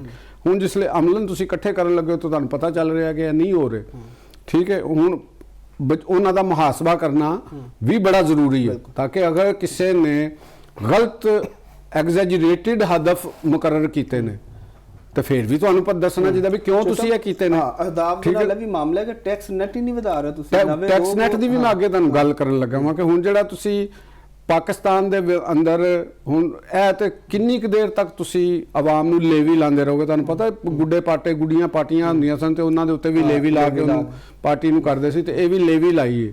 ਹੁਣ ਗਵਰਨਮੈਂਟ ਨੇ ਜਿਹੜੀ ਲੇਵੀ ਲਾਉਣ ਦਾ ਮਤਲਬ ਇਹ ਹੁੰਦਾ ਹੈ ਕਿ ਪੈਟਰੋਲ ਦੇ ਉੱਤੇ ਉਹਨਾਂ ਨੇ ਕੋਈ ਰਿਲੀਫ ਕਿਸੇ ਪੈਟਰੋਲ ਪੰਪ ਨੂੰ ਜਾਂ ਉਹਦੀ ਪੈਟਰੋਲ ਦੀ ਕੀਮਤ ਦੇ ਹਿਸਾਬ ਨਾਲ ਨਹੀਂ ਉਹਨਾਂ ਨੇ ਕੀਤਾ, ਉਹਨਾਂ ਨੇ ਆਪਣੀ ਟੈਕਸ ਗਵਰਨਮੈਂਟ ਨੇ ਲਿਆ, ਸੈਂਟਰਲ ਗਵਰਨਮੈਂਟ ਨੇ ਇਹਦੇ ਚੋਂ ਫੋਰਨ ਲੀਵੀ ਲੈ ਕੇ ਆਪਣਾ ਟੈਕਸ ਪੂਰਾ ਕਰ ਲਿਆ। ਔਰ ਇਹਦੀ ਟਾਈਮਿੰਗ ਸਾਨੂੰ ਦੇ ਨਜ਼ਰ ਜਿਹੜੀ ਆਉਂਦੀ ਹੈ ਕਿ IMF ਦੀ ਤੁਸੀਂ ਮਨਜ਼ੂਰ ਕੀਤਾ ਤੇ ਨਾਲ ਹੀ ਇਹ ਤੁਸੀਂ ਵਧਾਤਾ। ਇਟ ਮੀਨਸ ਤੁਸੀਂ ਇਹਨਾਂ ਖਦਸ਼ਾਤ ਨੂੰ, ਇਹਨਾਂ ਸ਼ੁਬੇ ਨੂੰ ਤਕਵੀਅਤ ਦਿੱਤੀ ਕਿ IMF ਦਾ ਜਿਹੜਾ ਹਦਫ ਸੀ ਉਹ ਤੁਸੀਂ ਪੂਰਾ ਨਹੀਂ ਕਰ ਸਕੇ, ਔਰ ਤੁਸੀਂ ਉਹਨੂੰ ਪੂਰਾ ਕਰਨ ਵਾਸਤੇ ਲੈਵੀ ਲਾਈ ਤਾਂ ਕਿ ਅਸੀਂ ਉਹਨਾਂ ਨੂੰ ਇਹ ਚੀਜ਼ਾਂ ਕਰਕੇ ਆਵਾਮ ਦੀ ਜੇਬ ਦੇ ਵਿੱਚੋਂ ਪੈਸੇ ਕੱਢ ਲਿੱਤੇ ਗਏ।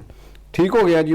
ਹੁਣ ਇਹਦੇ ਅੰਦਰ ਜਿਹੜੀ ਇਹ ਤੁਸੀਂ ਵਕਤੀ ਜ਼ਰੂਰਤ ਪੂਰੀ ਕਰ ਲਈ, ਹੁਣ ਤੁਸੀਂ ਕੀ ਕਰਨਾ ਹੈ ਕਿ ਤੁਸੀਂ ਆਪਣੇ ਜਿਹੜੇ ਤੁਹਾਡੇ ਅਫਸਰ ਨੇ ਜਿਨ੍ਹਾਂ ਨੂੰ ਤੁਸੀਂ ਗੱਡੀਆਂ ਦਿੱਤੀਆਂ ਹੋਈਆਂ ਨੇ, ਜਿਨ੍ਹਾਂ ਨੂੰ ਬੜੇ ਬੜੇ ਮਹਿੰਗੇ ਤੁਸੀਂ ਉਹਨਾਂ ਦੇ ਅਖਰਾਜਾਤ ਨੇ, ਮਰਾਤ ਨੇ ਉਹ ਦਿੱਤੇ ਹੋਏ ਨੇ, ਤੇ ਉਹ ਕਿਸ ਮਰਜ਼ ਦੀ ਦੁਆ ਨੇ?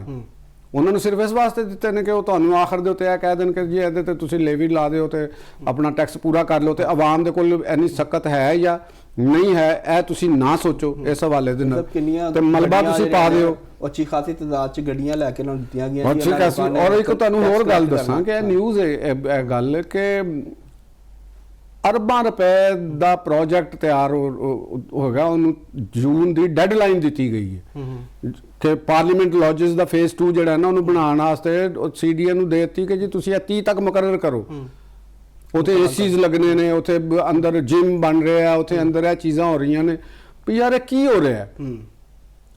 ਇਹ ਦੱਸੋ ਵੀ ਇਸ ਮੁਲਕ ਦੇ ਅੰਦਰ ਕਿ ਜਿਹਦੀ ਤੁਸੀਂ ਤੁਹਾਡਾ ਰੈਵਨਿਊ ਪੂਰਾ ਨਹੀਂ ਹੋ ਰਿਹਾ ਤੇ ਤੁਸੀਂ ਉੱਥੇ 1 ਅਰਬ 5 ਕਰੋੜ 1 ਅਰਬ ਤੇ 50 ਕਰੋੜ ਰੁਪਇਆ ਜਿਹੜਾ ਹੈ ਉਹ ਤੁਸੀਂ ਉਹਦੀ ਤਾਮੀਰ ਦੇ ਉੱਤੇ ਲਾ ਰਹੇ ਹੋ, ਜਿਹੜੀ ਉੱਥੇ ਇੰਸਟਾਲੇਸ਼ਨਸ ਹੋਣੀਆਂ ਨੇ, ਉੱਥੇ ਲੱਗਣੇ ਨੇ, AC ਲੱਗਣੇ ਨੇ, ਲਗਜ਼ਰੀ ਉੱਥੇ ਕਰ ਰਹੇ ਹੋ, ਤੇ ਇਹ ਸਾਡੇ ਪਾਰਲੀਮੈਂਟੇਰੀਅਨਸ ਵਾਸਤੇ ਬਣਾ ਰਹੇ ਹੋ।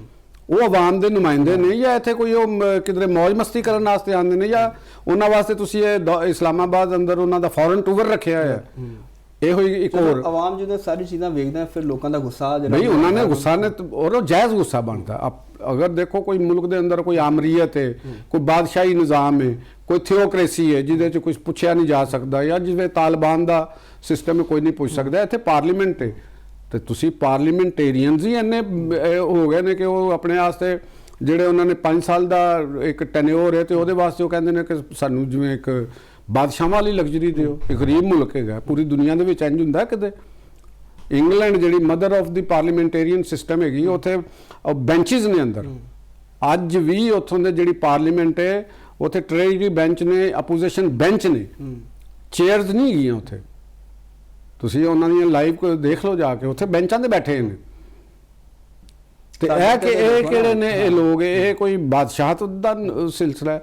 ਤੇ ਮੇਰਾ ਖਿਆਲ ਹੈ ਕਿ ਸਾਡੀ ਜਿਹੜੀ ਪੋਲੀਟੀਕਲ ਕਿਆਦਤ ਹੈਗੀ ਹੈ ਉਹਨਾਂ ਨੂੰ ਇਹਦੇ ਉੱਤੇ ਆਪਣਾ ਇਹਤਸਾਬ, ਸੈਲਫ ਜਿਹੜੀ ਹੈ ਨਾ ਐਨਾਲਿਸਿਸ ਕਰਨਾ ਚਾਹੀਦਾ, ਖੁਦ ਇਹਤਸਾਬੀ ਕਰਨੀ ਚਾਹੀਦੀ ਹੈ ਕਿ ਤੁਸੀਂ ਜਮਹੂਰੀਅਤ ਦਾ ਦਾਅਵਾ ਗੱਲਾਂ ਦੇ ਨਾਲ ਨਹੀਂ ਹੁੰਦਾ। ਅੱਜ ਦੀ ਦੁਨੀਆ ਬਹੁਤ ਜ਼ਿਆਦਾ ਹੁਸ਼ਿਆਰ ਹੋ ਚੁੱਕੀ ਹੈ। ਤੁਸੀਂ ਆਵਾਮ ਨੂੰ ਜੋ ਕੁਝ ਕਰ ਰਹੇ ਹੋ, ਆਵਾਮ ਹਰ ਕਿਸਮ ਦੀ ਕੁਰਬਾਨੀ ਦੇ ਰਹੀ ਹੈ ਤੁਹਾਡੇ ਵਾਸਤੇ, ਹਰ ਚੀਜ਼ ਵਾਸਤੇ ਤੁਹਾਨੂੰ ਮੁਲਕ ਦੇ ਨਾਂ ਦੇ ਉੱਤੇ ਸਪੋਰਟ ਕਰ ਰਹੀ ਹੈ, ਲੇਕਿਨ ਤੁਸੀਂ ਆਪਣੇ ਵਾਸਤੇ ਜ਼ਰਾ ਜਿੰਨੀ ਵੀ ਕੁਰਬਾਨੀ ਨਾ ਦਿਓ। ਔਰ ਬਿਲਕੁਲ ਪੂਰੀ ਦੁਨੀਆ ਦੇ ਵਿੱਚ ਦੇਖੋ ਆਸਟੈਰਿਟੀ ਮੇਜਰਸ ਅਨਾਉਂਸ ਕੀਤੇ ਆਵਾਮ ਵਾਸਤੇ, ਲੋਕਡਾਊਨ ਤੁਸੀਂ ਲਾਇਆ, ਲੇਕਿਨ ਉਹਦੇ ਬਾਵਜੂਦ ਤੁਹਾਡਾ ਜਾਓ ਸਾਰਾ ਕੁਝ ਤੁਸੀਂ ਉਹਨੂੰ ਘਟਾਉਣ ਵਾਸਤੇ ਤਿਆਰ ਨਹੀਂ ਹੈਗੇ। ਸਾਨੂੰ ਤਾਂ ਫਿਰ ਉਹ ਲੋਕ ਸਹੀ ਤਨਕੀਦ ਕਰਨਗੇ ਨਾ ਕਿ ਜਿਸਲੇ ਤੁਸੀਂ ਐਡੇ ਗਰਮ ਮੌਸਮ ਦੇ ਵਿੱਚ ਤੁਸੀਂ 3 ਪੀਸ ਸੂਟ ਪਾਏ ਹੁੰਦੇ ਨੇ ਔਰ ਉਹ ਜਾ ਰਹੇ ਹੁੰਦੇ ਨੇ, ਤੇ ਲੋਕ ਆਮ ਬੰਦਾ ਜਦੋਂ ਇਹ ਦੇਖੇਗਾ ਤੇ ਉਹ ਤੇ ਤੁਹਾਨੂੰ ਕੋਈ ਅੱਛੀਆਂ ਨਜ਼ਰਾਂ ਦੇ ਨਾਲ ਤੇ ਨਹੀਂ ਦੇਖੇਗਾ। ਜਾਂ ਜਿਹੜੇ ਇਸ ਮੁਲਕ ਦੇ ਮੁਖਾਲਫੀਨ ਨੇ, ਨੈਗੇਟਿਵ ਪ੍ਰਾਪੋਗੰਡਾ ਕਰਨ ਵਾਲੇ ਨੇ, ਉਹ ਤੁਹਾਡੇ ਖਿਲਾਫ ਪ੍ਰਾਪੋਗੰਡਾ ਨਹੀਂ ਕਰਨਗੇ, ਫਿਰ ਤੁਸੀਂ ਕਹੋਗੇ ਇਹ ਗਲਤ ਕਰਦੇ ਪਏ ਨੇ। ਬਰਅੱਲਾ ਤੇ ਬਾਬੇ ਇਖਤਿਆਰ ਨੂੰ ਜਿਹੜਾ ਸੋਚਣਾ ਚਾਹੀਦਾ, ਬਾਬੇ ਇਖਤਿਆਰ ਨੂੰ ਸੋਚਣਾ ਚਾਹੀਦਾ, ਉਹਨਾਂ ਦਾ ਫਰਜ਼ ਹੈਗਾ, ਉਹਨਾਂ ਦੇ ਕੰਟਰੋਲ ਤੋਂ ਬਾਹਰ, ਉਹਨਾਂ ਦਾ ਕਨਸਟੀਟਿਊਸ਼ਨਲ ਫਰਜ਼ ਹੈਗਾ। ਉਹ ਹਾਕਮ ਨਹੀਂ ਹੈਗੇ, ਉਹ ਹਾਕਮ ਨਹੀਂ ਹੈਗੇ, ਉਹ ਸਰਵ ਕਰਨ ਆਏ ਹੋਏ ਨੇ। ਉਹਨਾਂ ਨੂੰ ਆਪਣੇ ਉਸ ਤਕਾਜ਼ੇ ਪੂਰੇ ਕਰਨੇ ਚਾਹੀਦੇ ਨੇ। ਮੇਰਾ ਖਿਆਲ ਹੈ ਨਜਾਇਜ਼ ਹੈ, ਉਹਨਾਂ ਨੂੰ ਨਹੀਂ ਕਰਨਾ ਚਾਹੀਦਾ। ਪੈਟਰੋਲ ਦੀ ਕੀਮਤ ਇੰਟਰਨੈਸ਼ਨਲ ਮਾਰਕੀਟ ਦੇ ਅੰਦਰ ਕਮ ਅਜ਼ ਕਮ ਮੇਰਾ ਖਿਆਲ ਹੈ ਕਿ 15 ਰੁਪਏ ਜਾਂ 10 ਰੁਪਏ ਘਟਾਣੀ ਬਣਦੀ ਸੀ। ਮੌਜੂਦਾ ਰੇਟ ਤੇ ਵੀ ਕੀਮਤ ਘਟੇਗੀ, ਲੇਕਿਨ ਘਟਾਉਣਾ ਚਾਹੀਦਾ ਸੀ। ਉਹੀ ਮੈਨੂੰ ਨਜ਼ਰ ਆਉਂਦਾ, ਹਾਲਾਤ ਵਾਕਿਆਤ ਤੇ ਇੰਝ ਹੀ ਲੱਗਦੇ ਨੇ ਕਿ ਇਹਨਾਂ ਨੇ ਆਪਣਾ ਰੈਵਨਿਊ ਕੀਤਾ। ਔਰ ਉਹਦੇ ਨਾਲ ਤੁਸੀਂ ਇਹ ਦੇਖੋ ਕਿ 19 ਅਫਸਰ ਕਸਟਮਸ ਦੇ ਔਰ ਇਨਲੈਂਡ ਰੈਵਨਿਊ ਦੇ, ਉਹਨਾਂ ਨੂੰ ਬੈਰੂਨੇ ਮੁਲਕ ਭੇਜਿਆ ਜਾ ਰਿਹਾ ਹੈ ਅਤਾਸ਼ੀ ਬਣਾ ਕੇ, ਨਹੀਂ ਸਫਾਰਤਖਾਨੇ ਚ ਅਤਾਸ਼ੀ ਬਣਾ ਕੇ, ਨਵੀਂ ਯਾਸ਼ੀ ਦਾ ਰਸਤਾ। ਇੱਥੇ ਉਹਨਾਂ ਨੇ ਨਹੀਂ ਕੀਤਾ ਕੰਮ, ਤੇ ਉੱਥੇ ਕੀ ਕਰਨਾ ਪਾਕਿਸਤਾਨ ਦੇ ਲੋਕਾਂ ਦੀ? ਕੀ ਇਹਨਾਂ ਨੇ ਬਾਹਰ ਦੇ ਮੁਲਕਾਂ 'ਚ ਪਾਕਿਸਤਾਨ ਦਾ ਸਫਾਰਤਖਾਨੇ ਕੀ ਕਰ ਰਹੇ ਨੇ? ਇਹਨਾਂ ਨੂੰ ਇੱਥੇ ਇਹਨਾਂ ਦੇ ਕੋਲੋਂ ਕੰਮ ਲਵੋ, ਦਫਾ ਮਾਰੋ ਪਰੇ, ਇਹਨਾਂ ਨੂੰ ਉੱਥੇ ਭੇਜ ਕੇ ਕੀ ਕਰਨਾ ਜੇ? ਇਹਨਾਂ ਨੇ ਬਾਅਦ 'ਚੋਂ ਆਪਣੇ ਬੱਚੇ ਵੀ ਲੈ ਜਾਣੇ ਨੇ ਉੱਥੇ ਬੱਚੇ ਜਾ ਕੇ ਯੂਨੀਵਰਸਿਟੀਆਂ 'ਚ ਦਾਖਲ ਕਰਾਉਣਗੇ। ਤੇ ਪਾਕਿਸਤਾਨ ਦੇ ਆਵਾਮ ਇਸ ਵਾਸਤੇ ਨੇ, ਇਸ ਵਾਸਤੇ ਮੇਰਾ ਖਿਆਲ ਹੈ ਕਿ ਇਹਤਸਾਬ ਗਵਰਨਮੈਂਟ ਦਾ ਜ਼ਰੂਰ ਹੋਣਾ ਚਾਹੀਦਾ ਸਾਰੇ ਮਾਮਲਾਤ ਉੱਤੇ। ਠੀਕ ਹੈ, ਔਰ ਹੁਕੂਮਤ ਜਿਹੜੀ ਉਹਨੂੰ ਆਵਾਮ ਦੀ ਤਰਜਮਾਨੀ ਕਰਨੀ ਚਾਹੀਦੀ ਬਜਾਏ ਇਸ ਲਈ ਕਿ ਆਪਣੇ ਅਸਾਇਸ਼ਾਂ ਦੇ ਵਿੱਚ ਲਵੇ। ਸ਼ੋਰ ਸਾਹਿਬ ਐਂਡ ਤੇ ਸਾਡੇ ਨਾਜ਼ਰੀਨ ਨੂੰ ਕੋਈ ਮੈਸੇਜ ਕੀ ਦੇਣਾ ਚਾਹੋਗੇ? ਅੱਛਾ ਜੀ, ਇਹਦੇ 'ਚ ਇੱਕ ਮੈਸੇਜ ਮੈਂ ਆਪਣੇ ਦੇਖਣ ਵਾਲਿਆਂ ਨੂੰ, ਸੁਣਨ ਵਾਲਿਆਂ ਨੂੰ ਇਹ ਦੇਣਾ ਚਾਹਾਂਗਾ, ਔਰ ਗਵਰਨਮੈਂਟ ਨੂੰ ਖਾਸ ਤੌਰ ਦੇ ਉੱਤੇ, ਔਰ ਸਾਰੇ ਲੋਕ ਜਿੰਨੇ ਵੀ ਨੇ ਸ਼ਾਇਦ ਉਹ ਇਸ ਚੀਜ਼ ਤੋਂ ਉਹਨਾਂ ਨੂੰ ਕੁਝ ਅੰਦਾਜ਼ਾ ਵੀ ਹੋਵੇ ਕਿ ਜਿਹੜੇ ਮੁਖਤਲਿਫ ਚੈੱਕ ਟੀਮਾਂ ਕਰਨ ਆਉਂਦੀਆਂ ਨੇ ਡੇਂਗੀ ਦੇ ਹਵਾਲੇ ਦੇ ਨਾਲ, ਇਹਦੇ ਨਾਲ ਕੁਝ ਲੋਕਾਂ ਨੂੰ ਕੁਝ ਨਾਖੁਸ਼ਗਵਾਰ ਵਾਕਿਆਤ ਵੀ ਹੋਏ ਨੇ, ਜਿਨ੍ਹਾਂ ਦੇ ਵਿੱਚ ਪੁਲਿਸ ਕੇਸ ਤੱਕ ਵੀ ਚਲੇ ਗਏ ਜੀ। ਉਹਨਾਂ ਨੇ ਕਿਹਾ ਸਾਡੇ ਨਾਲ ਸਰਕਾਰ ਦੇ ਵਿੱਚ ਮੁਦਾਖਲਤ ਹੋਈ। ਤੇ ਇਸ ਚੀਜ਼ ਤੋਂ ਨਿਪਟਣ ਵਾਸਤੇ ਔਰ ਕੁਝ ਚੋਰੀਆਂ ਡਕੈਤੀਆਂ ਵੀ ਹੋਈਆਂ, ਕੁਝ ਇਹਨਾਂ ਲੋਕਾਂ ਨੇ ਡੈਂਗੀ ਟੀਮ ਦੀ ਉਹਨਾਂ ਦੀ ਆੜ ਦੇ ਵਿੱਚ ਇਹ ਕੰਮ ਵੀ ਹੋਇਆ। ਤੇ ਇਸ ਹਵਾਲੇ ਨਾਲ ਹੁਕੂਮਤ ਨੂੰ ਕੋਈ ਇੱਕ ਮਰਬੂਤ ਮੈਕੈਨਿਜ਼ਮ ਬਣਾਉਣਾ ਚਾਹੀਦਾ। ਇੱਕ ਤੇ ਡੇਂਗੀ ਟੈਸਟ ਨੂੰ ਚੈੱਕ ਕਰਨ ਵਾਲਿਆਂ ਦੀ ਇੱਕ ਪ੍ਰੋਪਰ ਉਹਨਾਂ ਦੀ ਵਰਦੀ ਹੋਣੀ ਚਾਹੀਦੀ ਹੈ, ਜਾਂ ਉਹਨਾਂ ਦੇ ਨਾਲ ਕੋਈ ਪੁਲਿਸ ਅਹਿਲਕਾਰ ਹੋਣਾ ਚਾਹੀਦਾ, ਤਾਂ ਕਿ ਉਹਨਾਂ ਦੀ ਪੂਰੀ ਸ਼ਨਾਖਤ ਹੋ ਸਕੇ ਕਿ ਇਹ ਵਾਕਈ ਉਹਨੇ ਕਿਸੇ ਨੇ ਉਹਨਾਂ ਨੂੰ ਆਪਣੇ ਘਰ ਦੇ ਵਿੱਚ ਅਗਰ ਦਾਖਲ ਹੋਣ ਦੇਣਾ ਹੈ ਤਾਂ ਕਮ ਸੇ ਕਮ ਉਹਨਾਂ ਦੀ ਇੱਕ ਜ਼ਿਹਨੀ ਤਸੱਲੀ ਹੋਵੇ, ਉਹਨਾਂ ਨੂੰ ਪਤਾ ਹੋਵੇ ਕਿ ਇਹ ਵਾਕਈ ਜ਼ਿੰਮੇਦਾਰ ਨੇ ਔਰ ਉਹੀ ਟੀਮ ਹੈਗੀ ਹੈ, ਨਾ ਕੋਈ ਦੂਸਰੇ ਲੋਕ ਨੇ। ਔਰ ਜੋ ਸਭ ਇੱਕ ਹੋਰ ਤੇ ਅਹਿਮ ਚੀਜ਼ ਇਹ ਵੀ ਹੈ ਕਿ ਉਹ ਆਉਂਦੇ ਨੇ ਮੋਸਟਲੀ ਵੀਕਐਂਡ ਦੇ ਉੱਤੇ, ਔਰ ਉਸ ਤੋਂ ਬਾਅਦ ਪਰਚੇ ਹੋ ਜਾਂਦੇ ਨੇ, ਠੀਕ ਹੈ, ਔਰ ਜ਼ਮਾਨਤ ਨਹੀਂ ਹੋ ਸਕਦੀ, ਫਿਰ ਉਹਦੇ 'ਚ ਕੋਈ ਲੈਣ ਦੇਣ ਦੇ ਮਾਮਲਾ ਉਹ ਵੀ ਜ਼ਾਹਰ ਹੈ ਸਾਡਾ ਮਾਸ਼ਰਾ ਹੀ ਇੰਝ ਦਾ। ਉੱਥੇ ਇਹਨਾਂ ਨੇ ਸਾਰਾ ਕੰਮ ਕੀਤਾ ਹੁੰਦਾ। ਪੁਲਿਸ ਨਹੀਂ ਅਕਸਰ ਦੇ ਛਾਪਾ ਮਾਰਨ ਆਉਂਦੀ ਹੈ ਤੇ ਜੁਮੇ ਨੂੰ ਆ ਜਾਂਦੇ ਨੇ, ਤਾਂ ਕਿ ਉਹਨਾਂ ਨੂੰ ਪਤਾ ਹੁੰਦਾ ਜੁਮੇ ਦੀ ਰਾਤ ਨੂੰ ਤੇ ਸਾਰਾ ਕੁਝ ਬੰਦ ਹੈ, ਹਫਤੇ ਨੂੰ ਵੀ ਕੋਈ ਨਹੀਂ ਲੱਭਣਾ, ਅੱਗੇ ਐਤਵਾਰ ਦੀ ਛੁੱਟੀ ਤੇ ਪੀਰ ਤੱਕ ਤੇ ਚੱਲੇਗਾ ਨਾ ਕੰਮ। ਤੇ ਜਦੋਂ ਨੈਗੇਟਿਵ ਸੋਚ ਹੋਵੇ ਨਾ ਤੇ ਫਿਰ ਤੁਹਾਨੂੰ ਪਤਾ ਕਿ ਉਹ ਫਿਰ ਨਹੀਂ ਚੀਜ਼ ਹੁੰਦੀ।